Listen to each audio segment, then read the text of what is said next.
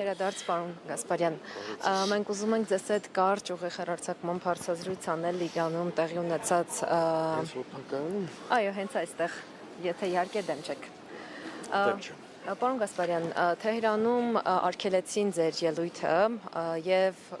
մեկ շաբաթյա գործունեությունը ծավալել, նախ սկսենք այդ ելույթից միջադեպից,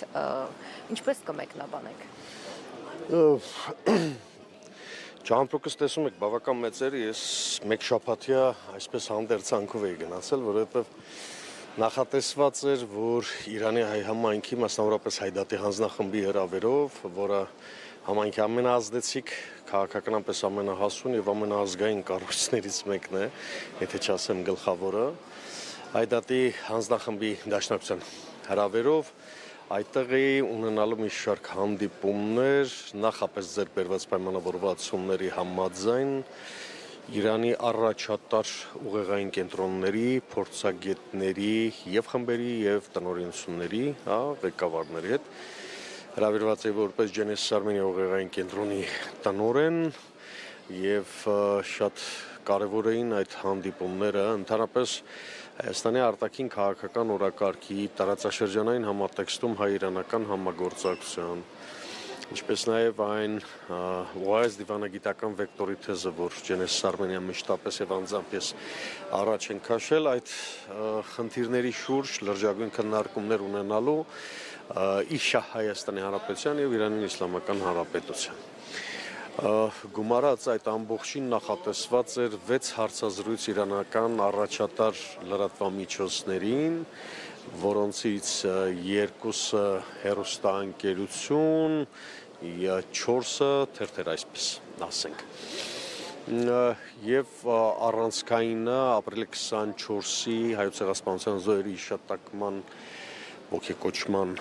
օրվա կապակցությամբ կազմակերպված ամենամյա ոգեկոչման արարողության կենտրոնական բանախոսությամբ հանդես գալը։ Մենք գնացինք, այսինքն մենք պատրաստվում էինք նաև, որ ամսի 24-ը պիտի փոխի, ամսի 23-ի գիշերը մենք իմանում ենք, որ Հայաստանի իշխանությունների անմիջական պահանջով պահանջ է եղել, ոչ թե առաջարկ կամ բան, պահանջ է եղել իրանական կողմին դրվել է, իրանական կողմի սեղանի վրա, որ այս անձը որևէ հանրային հանդիպում, որևէ հանրային խոսք, public խոսք չպետք է ունենա ոչ իրանական լրատվամիջոցներում եւ առավել եւս հայ համայնքի հետ կապված։ Ինչու են այդքան անհանգստացած ձեր ելույթներով, ձեր գործունեությամբ Թեհրանում պետք է։ Իրենք անհանգստացած են ցանկացած ազգային խոսքից։ Այն անասնական, ես չեմ վարանի ասել, անասնական հակակարոզը, որ իրենք իսկ տանում են իրենց նկատմամբ, ազգը եւ պետությունը թիրախավորելով մի քանի դեղնակտուցել կա, որ պետական շահից ու պետականությունից է խոսում, չէ՞։ Ես 3 նույնիսկ հանդիպեցի այն միջադեպի հետ կապված, որ առաջնորդանից Սուրբ Սարգիս եկեղեցու Բաքում տեղի ունեցավ, ինչ որ սկսեցին արդեն իրանահայերի գենին դիպչել, հա։ Սրանք սա են, շերիշակից ցածր իրենց կոշիկից բարձր երբեք չեն բարձրացել։ Եվ ես հստակ սրան ձևակերպում եմ տվել վաղուց վերջին 7 տարվա ընթացքում Հայաստանում կա մտքի տերոր։ Ոչ միայն հունիսի 12-ը կարող է սարքել այս իշխանություն, ոչ միայն հայրենազրկում կարող է պատճառել, ոչ միայն Արցախ կարող է հանձնել ու Հայաստանի տարածքներ հանձնել ու մարդկանց հանձնել, Բաքվի բանտերում թողնել, այլ նաև մտքի տերոր իրականացնել շատ սիստեմատիկ, շատ հստակ։ Ոչ միայն Հայաստանում, նաև Հայաստանից դուրս։ Սա արդեն խոսում է այն մասին, որ այս իշխանությունը ոչ մի կարմիր գիծ չունի։ Սա խոսում է այն մասին, որ ինքը մեր բնական դաշնակից Իրանի սեղանին դրել է այնպիսի խնդիր, որը մեծ հաշվով իրենք չգիտեն, ես հո գիտեմ, որպես քաղաքագետ, որպես մասնագետ երկար տարիներ Իրանի մեր գործընկերների հետ աշխատած մասնագետ, գիտեմ, թե իրենք ինչպես են տանում նման այսպես կոչված պահանջները։ Պահանջները պետք է լինեն Հայաստանի անվտանգության ամրապնդմանն ուղղված պահանջներ կամ առաջարկներ, ոչ թե այս կամ այն գործչի խոսքի ազատությունը սահմանափակելու վերաբերյալ։ Պահանջ եղել է հստակ պաշտոնական Երևանի կողմից, օղակները ես շատ լավ գիտեմ, ում միջոցով Հայաստանի դեսպանատան, որ օղակի միջոցով են այդ ամբողջը արել, մենք էլ տեղեկացված ենք Պարոն Գասպարյան, նաև մեկ այլ միջադեպ տեղի ունեցավ, ինչպես դուք նշեցիք, ներկայացուցիչները հայ համայնքի թույլ չտվեցին, որպեսզի դեսպանատան աշխատակիցները մոտենան եւ հարգանքի տուրք մատուցեն ցեղասպանության զոհերի հիշատակին։ Դուք այս երկու իրադարձությունները ձեզ այնտեղ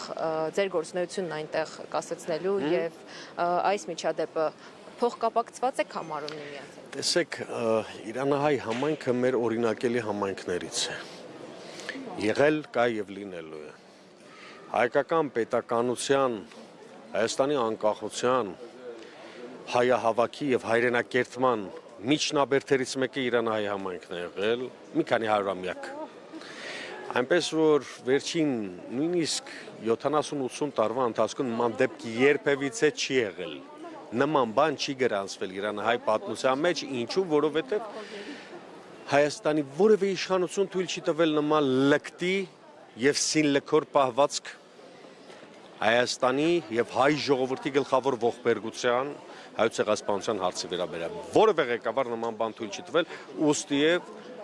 որևէ համայնքում նման խնդիր չի առաջացել։ Առաջացել է բացառապես այն ժամանակ, երբ Հայաստանի Հանրապետության պետական քաղաքականությունը փորձվել է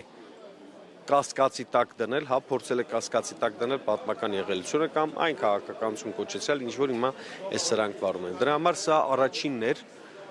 ընդհանրապես իրանահայ համայնքի պատմության մեջ, որ նման պորտկում է տեղի ունենում, եւ սա համարում եմ արձագանք պաշտոնական Երևանի վարած այն թյուրիմացություն կոչեցულ քաղաքականության, չեմ ասի ուրացման, որտեղ ուրացման էլ չի։ Սա մեկ, երկրորդ կարևոր խնդիրը, որին ուզում եմ անպայման անդրադառնալ այս համատեքստում, անկախ փաստից, թե իրենք ինչ արեցին այս իշխանությունները, իրենց քաղաքարտերը վառում են Իրանի հետ բանակցություններում առհասարակ։ Հիմա իրենք պարտքի տակ մնացին մի հատ։ Ինչու, որովհետև Աբրահամ Գասպարյանը անձամբ հրաշալի հարաբերություններ ունի Իրանի Իսլամական Հանրապետության հետ, երկրորդ իրանահայ համայնքի հետ եւ դրա վկայությունը ամենավառ վկայությունը այն էր, որ Ծաղկեմատույցի արարողության ժամանակ այն ծափողջունները, որ հենց Ջենեսիս Արմենիա անունը նշվեց եւ կենտրոնական միջոցառման ժամանակ, երբ որ բանախոս փոխարինողը ինձ այսպես ասաց, որ օրենքով ես այսօր չպետք է բանախոսեի, պիտի բանախոսեր Աբրահամ Գասպարյանը, դա ալիչի 2 րոպեով տնկայ սկսեց ծափողջուններով, սա շատ իմ ինքնասիրությունը շատ շոյեց, շատ ազդված եմ իրապես եւ իմ գլխարկը միշտ անում եմ իրանահայ համայնքի առաջ, որը մշտապես երես է փայլեցրել իր կեցվածքով, իր հայրենապաշտության, արցախապաշտության, Հայաստանին նվիրված լինելու, հայության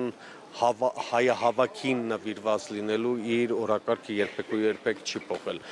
Եվ ասում եմ սա նաև բոլոր նրանց համար, ովքեր ֆեյքերով մի երկու նկար ինձ ուղարկեցին, որ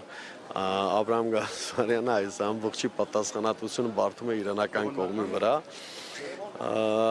Եփած հավի ծիծաղն անգամ չի գա նույնիսկ նման